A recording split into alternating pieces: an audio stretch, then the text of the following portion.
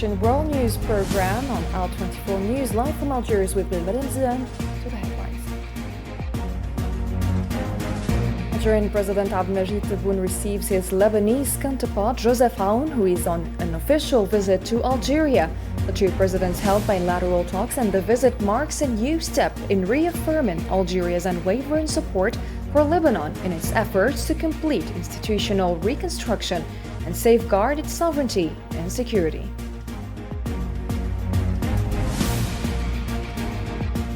Also coming up next, the Israeli occupation continues to commit horrific massacres in several areas of the Gaza Strip. Organizations and agencies affirm that famine is unfolding in the territory, while the World Food Programme says the necessary aid is not entering Gaza.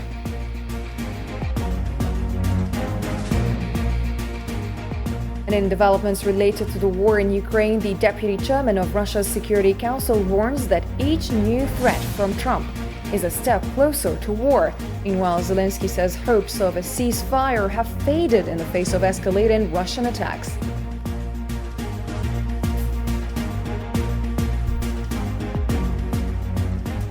Hello again and welcome to your nightly news. First in our file, Algerian President Mr. Abdelmajid Tebboune has received the President of the Republic of Lebanon, Joseph Aoun, at Houari Boumediene International Airport as part of an official visit to Algeria, according to a statement from the Algerian presidency.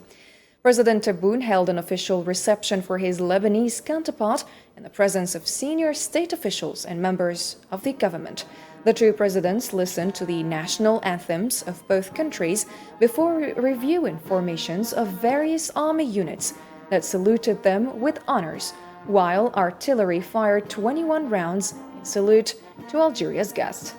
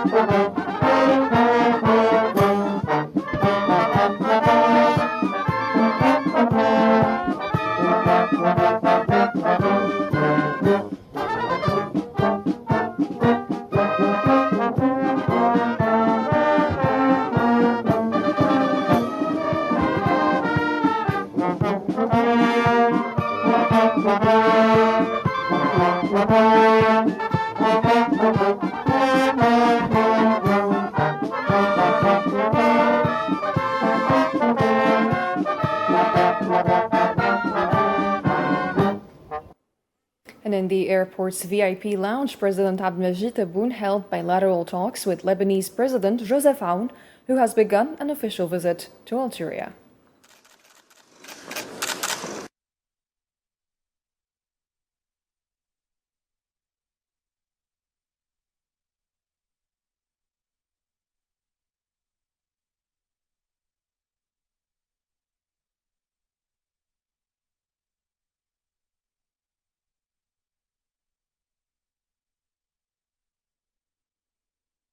And later, President Tebboune welcomed President Aoun with an official reception at the presidential palace, where they posed for a commemorative photo in front of representatives of national and international media.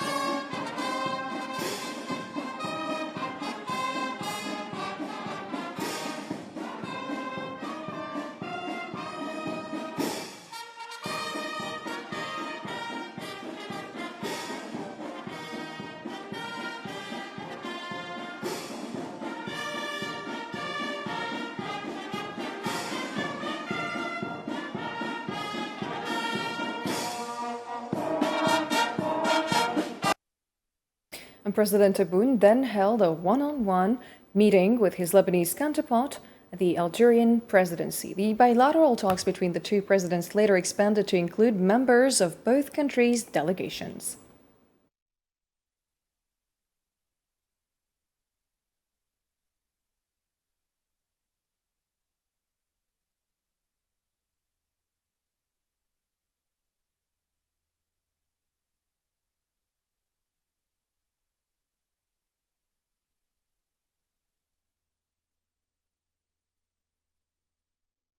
And in a joint press conference or statements with his Lebanese counterpart, Joseph Aoun, Algerian President Abdelmajid Tebboune affirmed that the Lebanese president's visit to Algeria represents an important step in the path of fraternal relations between Algeria and Lebanon, announcing that both parties agreed to expedite the convening of the first session of the Algerian-Lebanese Joint Committee to serve as a starting point for sustainable bilateral cooperation. هذه الزيارة التي نعتبرها خطوة بالغة الأهمية في مسار العلاقات الأخوية القوية والمتجدرة بين الجزائر ولبنان، وفرصة ثمينة لتعميق التعاون وتوسيعه.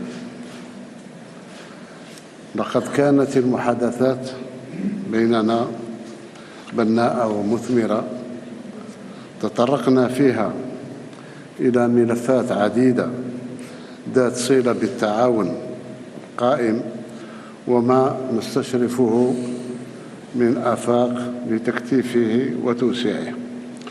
وعلى ضوء التقييم الشامل لهذه الملفات التي درسناها، اتفقنا على الإسراع بعقد الدورة الأولى للجنة المشتركة الجزائرية اللبنانية لتكون منطلقا جديدا وإطارا دافعا لتعاون مثمر ومستدام.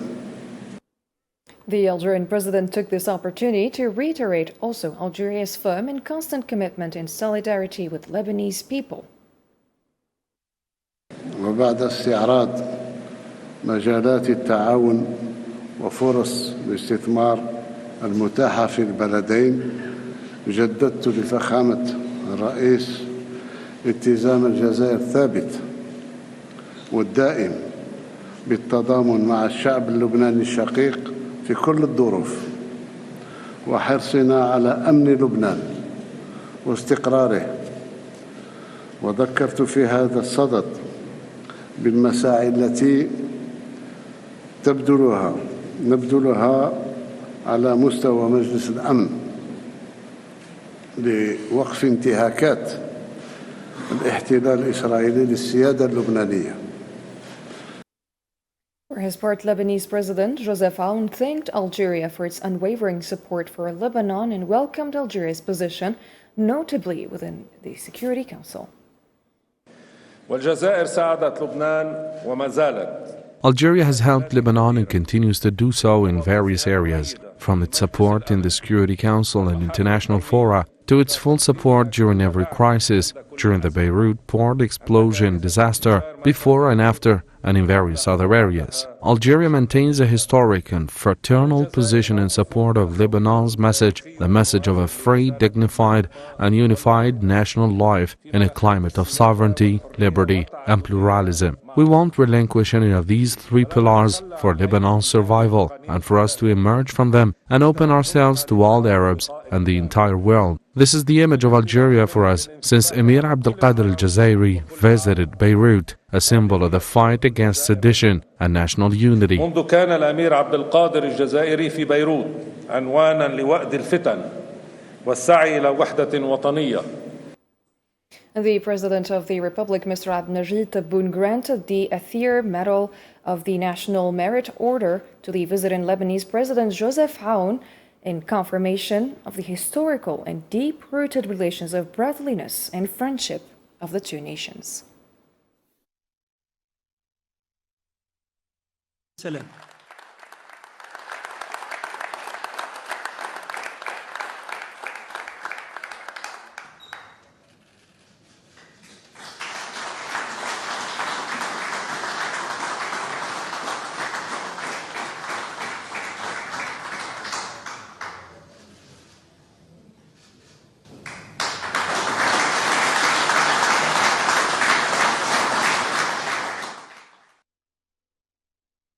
Lebanese President Joseph Aoun received on Tuesday at his residence in Zeralda, Algiers, the President of the Algerian Council of the Nation, Azzouz Nasri, who paid him a courtesy visit.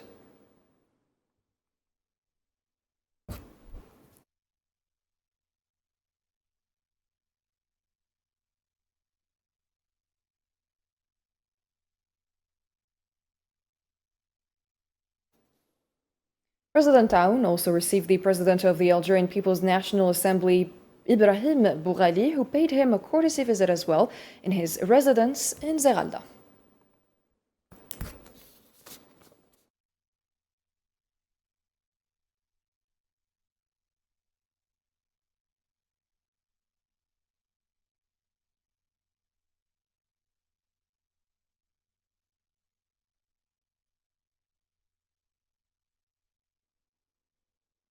Lebanese President Joseph Aoun's visit to Algeria marks a significant moment, reaffirming the historical ties between the two countries over many decades. It also presents an opportunity to deepen cooperation in various political and economic fields.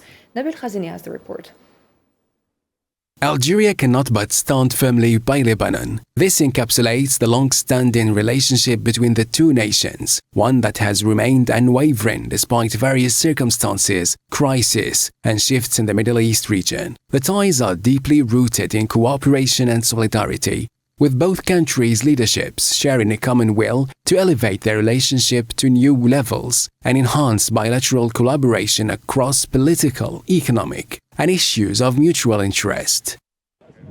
Throughout Lebanon's difficult periods, particularly in recent years, from the COVID-19 pandemic to the energy crisis, the Beirut port explosion, and repeated occupations attacks, Algeria has constantly stood by Lebanon. This support has included direct assistance and political advocacy in various forums, especially at the United Nations Security Council, with Lebanese officials describing these efforts as unforgettable. Algeria's stance and steadfastness in supporting Lebanon also manifested in its defense of Lebanon's unity, sovereignty, and territorial integrity in numerous regional and international forums. Algeria continuously affirms that Lebanon's stability is crucial to the overall stability of the Middle East. Lebanese newspapers, regardless of their political leanings, have dedicated prominent space to President Aoun's historic visit to Algeria, highlighting the growing Algerian interest in Lebanon. The visit is considered especially significant by the Lebanese people,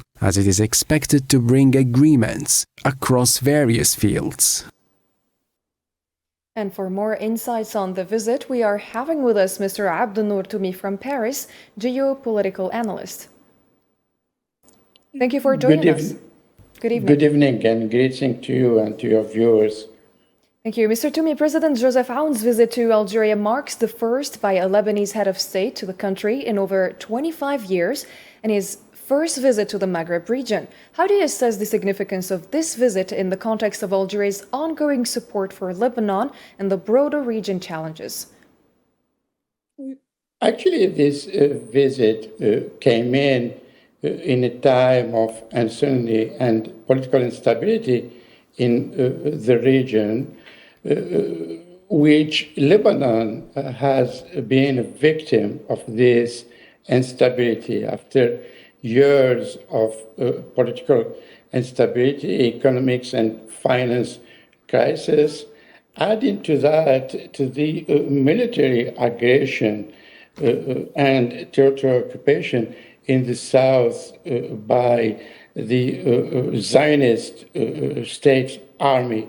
So now Lebanon is slowly recovering from all these disease, if one can call it, setting back its first constitutional institutions and working for Lebanese unity. So this is very important for the stability of Lebanon. Mm-hmm. And Algeria has been a strong voice for Lebanon and the Lebanese people. And this goes back to the devastating civil war of the mid-70s that lasted in late 80s. And Algeria then, under the leadership of President Shadli Benjdid, rahimahullah, played a major role in the Arab League troika at that time that led to the Taif Accords. So all this together, it positioned Algeria on that posture of stability and pushing to help the Lebanese and Lebanon security and prosperity. So since we're talking about Lebanese prosperity and sovereignty, what role can we talk about in these days? What role does Algeria hold in contributing to supporting Lebanon? Actually, first of all, it is important for Algeria, as I stated, that showing its full support in terms of unity and stability. And we saw that also how Algeria did support fully the Lebanese sovereignty, whether in the UN Security Council or in the Arab League. And all these factors or parameters bring the unity of the Lebanese to open a new page and look forward, knowing that there is other actually regional actors, superpowers, like who have a stake in Lebanon, and including now Syria, like for instance, Turkey, Saudi Arabia, and other Gulf countries. And one has to also don't side or push Iran, because Iran is still a key player in that region, and also can be a solid actor to bring stability. And on these terms, we know lately there are some tensions within the Lebanese political factions toward Iran. So Algeria has that leverage to position itself as a credible and trustworthy mediator in case raises. So on the other side, Algeria also can be a major player economically, and we saw how Algeria did help the country. I think last year during the electricity or the power crisis, so Algeria did supply with fuel to help the power plants and prevent from those cut off or that led to practically to blackout. So we're witnessing concrete steps towards deeper partnerships across various regions or various sectors, I should say, with Lebanon. We can talk about a beginning of a new chapters in the relations between Algeria and Lebanon. So on this stance, could one focus, as I mentioned, on the economic level? And since Algeria now is a serious partner and solid, actually trustworthy provider in terms of hydrocarbon, and also could create another leverage of investments, whether in sectors like agriculture and so on. So now the relations between the two countries are very, very important for actually the stability of the region, and also for Algeria to position itself in the Eastern Mediterranean, knowing that there are high stakes in that region and influence from other regional powers. So this is why it could bring, these two countries, who are actually pivotal geographically and geopolitically on the Mediterranean, on the east and the west. So, and this could give to Algeria a new posture to position itself on that geoeconomics and geopolitics trajectory on the Mediterranean. Thank you very much for your insights, Mr. Abdenour Toumi. And now we are joined by Manuel Pouchelet, geopolitical analyst, who's also joining us from Paris to talk about President Aoun's visit to Algeria. Mr. Pouchelet, what's the significance of President Aoun's visit amid the developments in the Middle East and notably the Zionist aggression on southern Lebanon?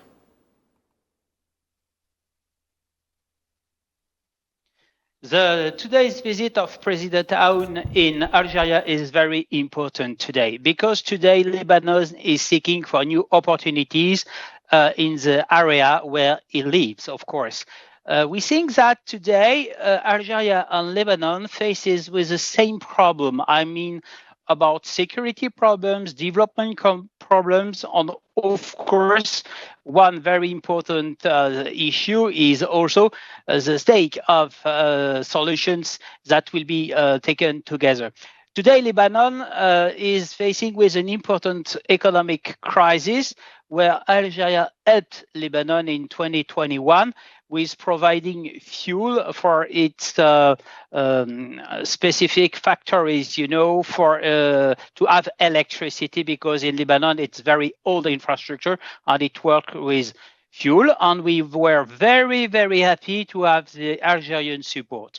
Secondly, the visit of President Aoun is also diplomatic, because the Lebanese president is working on transparency, and it's a very important topic today to get new partners, to have more opportunities, even if the partnerships between Lebanon and Algeria represents only 1% of commercial relations. Today, President Aoun is very pleased to visit Algeria and President Tebboune, because all together all right, Mr. Pouchelet, what can you tell us about the deep-rooted historical relations between Algeria and Lebanon?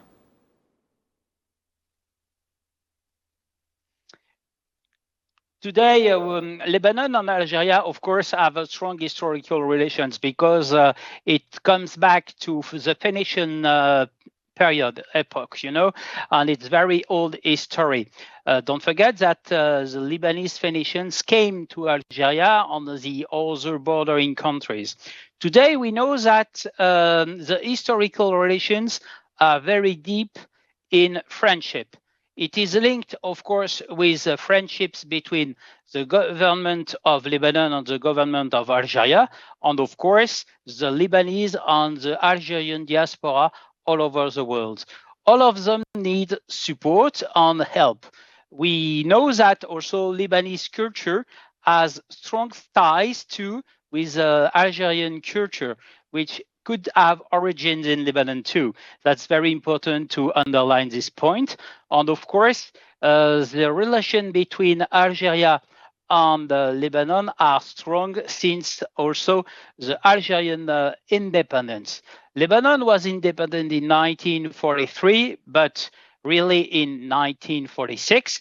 But today, these links are very strong due to the mutual language shared between these two populations, and of course, also cultural aspect and strategic partnerships that make strong ties between these strong countries. Of course, Lebanon and Algeria need to share from both sides intelligence and, of course, new dynamic concerning, oil and gas, because we know that Algeria has knowledge in this field. And of course, today Lebanon is trying to develop, since the discovery of gas field and oil field in the Mediterranean Sea near the Lebanese border. All right, so how do you foresee now the outcome of President Aoun's visit to Algeria?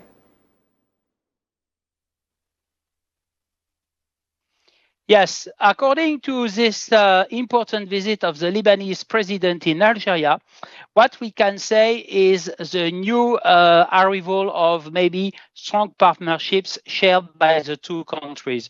We know that Algeria has strong knowledge in a lot of fields, mainly in sciences, where also Lebanon has. But concerning Lebanon, we have also other expertises concerning money and banking, because it's one of the main activity in Lebanon, and it will be a good help to share this knowledge together to find a new way for the future. And we hope that in Lebanon, the future will be better than it was before. Thank you very much, Mr. Emmanuel Pouchelet. Thank you very much, gentlemen, for your insights. And so we continue. Algerian President Abdelmajid Tebboune received a phone call today from the President of the Federal Republic of Germany, Frank-Walter Steinmeier. The two discussed bilateral relations and ways to strengthen and develop them across various fields. According to a statement from the Algerian presidency on this occasion, the German president renewed his invitation to President Tebboune to visit Germany, a proposal that was accepted. In turn, Tebboune extended an invitation to the German president to visit Algeria.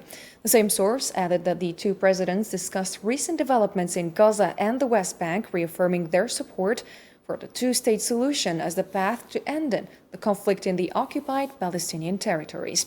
They also touched on the current regional and international issues of mutual concern.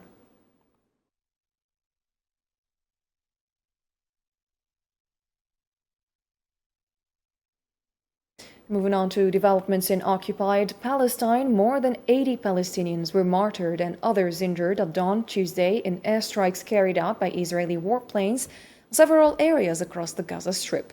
Among the martyrs, there were 12 people who were waiting for humanitarian aid.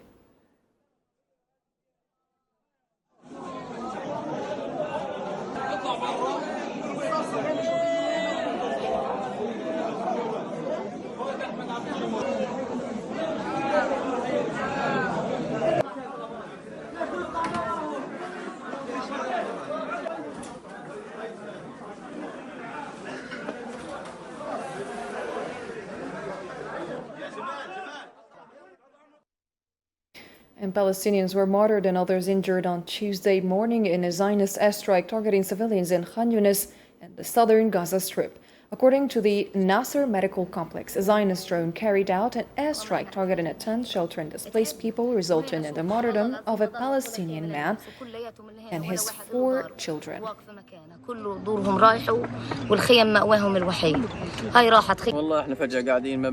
were sitting and we suddenly witnessed bombing and explosions from quadcopters, tanks, F-16. We didn't know where the bombs were coming from. My cousins were at home. I spoke to them and they said they were fine. Suddenly we lost contact. Around 15 people under the rubble. We retrieved them and others are still missing.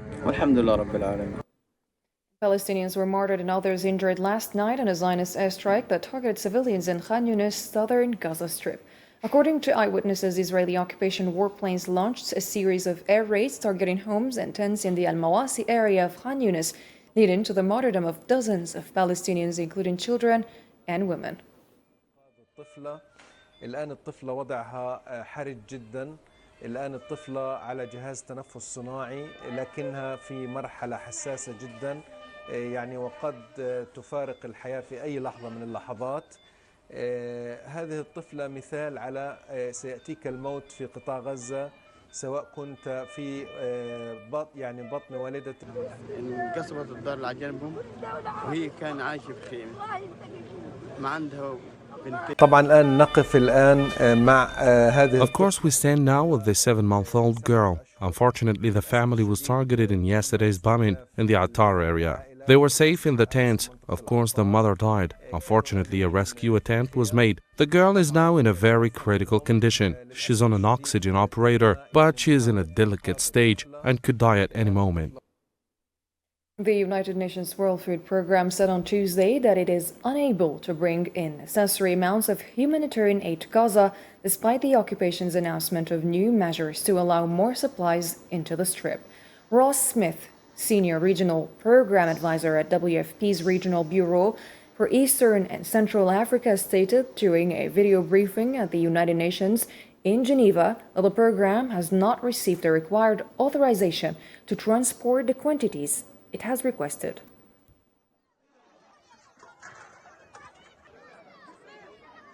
We're not going to be able to address the needs of the population or the severity of the situation unless we can move in the volume that we need of humanitarian supplies. I think it's a very simple equation.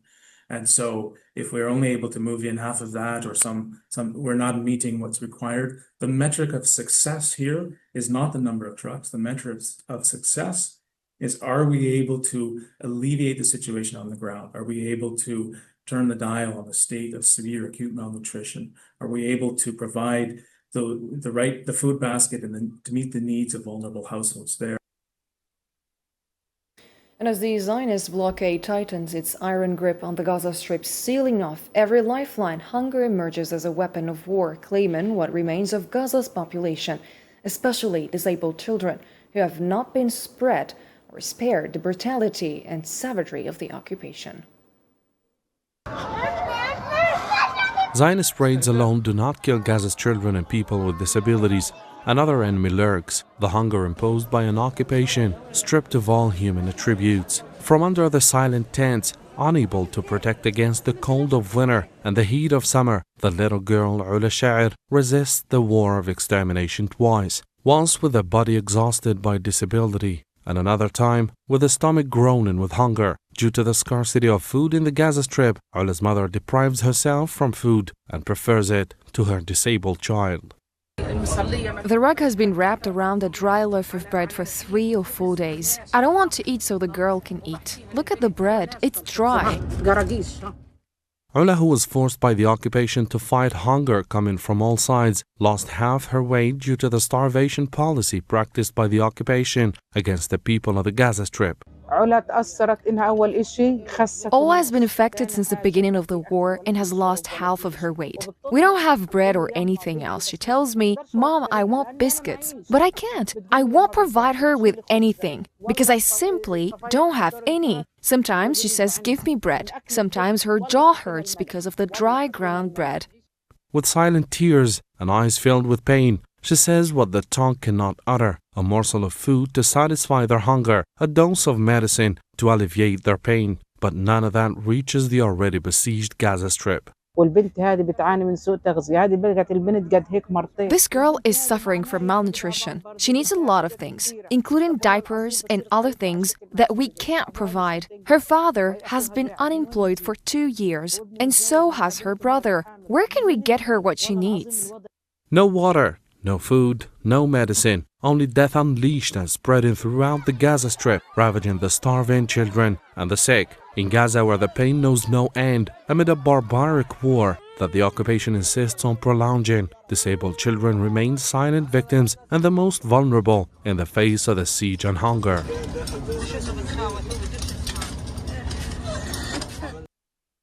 And Britain announced on Tuesday its intention to recognize the State of Palestine this coming September during the UN General Assembly. Prime Minister Keir Starmer told the Cabinet on Tuesday that the UK will recognize the State of Palestine in September, affirming that the British government is moving forward and working with all its international partners to end the suffering of Palestinians in the Gaza Strip, deliver aid to them, and help build a more stable future for the Middle East.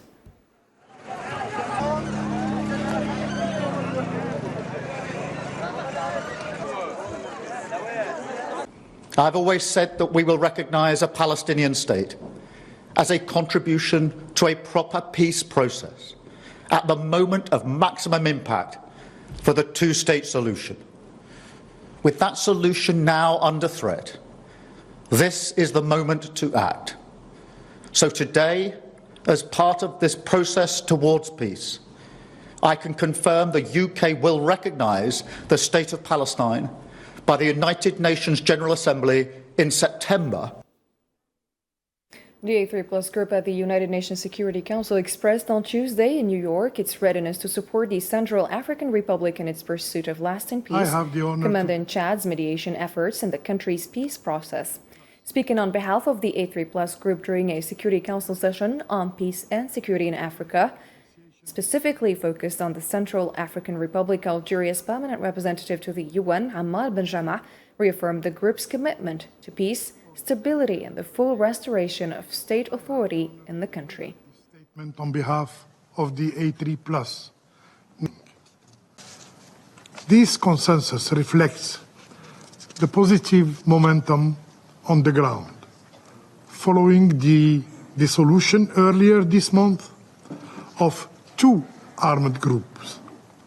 Their decision to finally sign peace agreement with the Central African government and rejoin the peace process is commendable.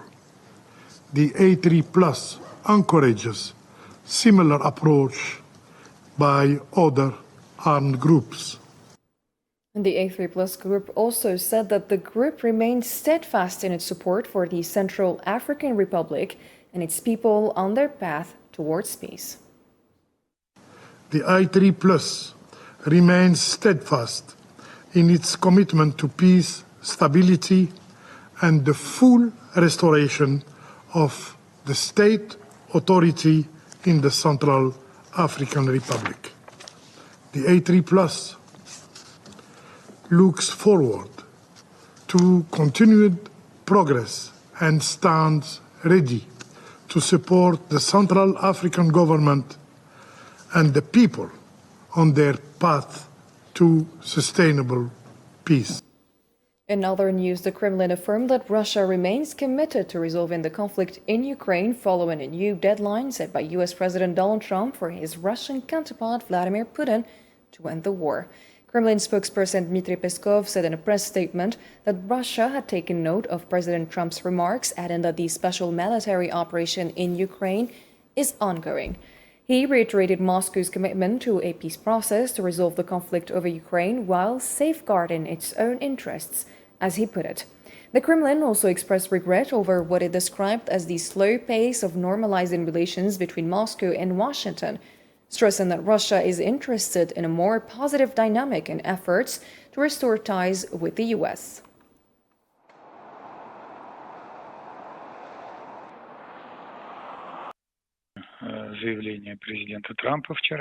We have taken note of President Trump's statement on shorter deadline for ceasefire in Ukraine yesterday. The special military operation continues, and we remain committed to the peace process to settle the conflict in Ukraine and ensure our interests during the settlement.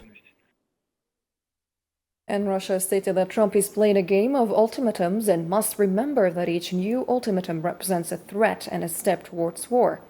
Russian Security Council Deputy Chairman Dmitry Medvedev said on the platform X that his country rejects the deadline given by US President Donald Trump for Moscow to end the war in Ukraine within a maximum of 12 days.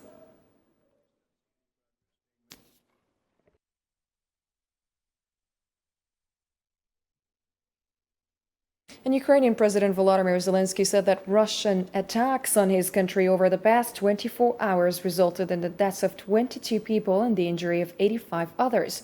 In a post on social media, Zelensky stated that the Russian army killed 22 people in Ukraine at a time when everyone once again felt hopeful that the killing might come to an end.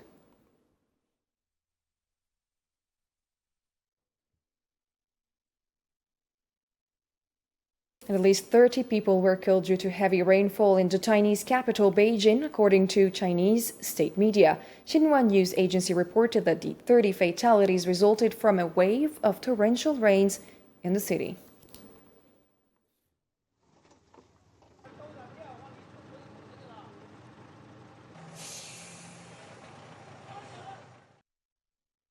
Ladies and gentlemen, that's a wrap for tonight's program. Thank you for tuning in and have a great night.